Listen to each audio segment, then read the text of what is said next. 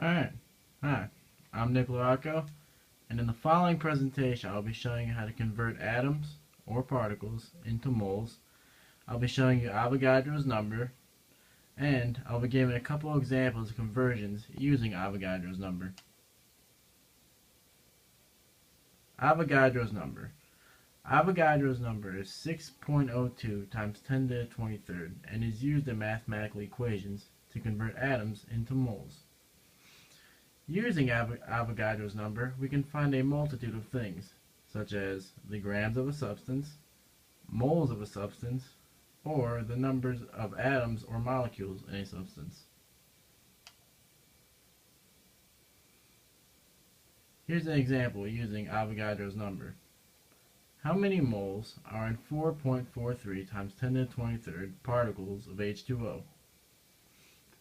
Here, using our train track method, we would do 4.43 times 10 to the 23rd divided by 6.02 times 10 to the 23rd, with a result of 0.736 moles of H2O using sig figs.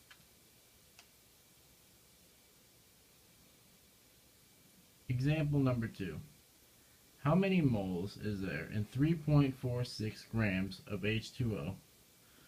In order to do this math problem, we would do 3.46 times Avogadro's number divided by 18.01528 grams of H2O, which is equal to 1 mole of H2O, times Avogadro's number, with an end result of 0.192 moles of H2O.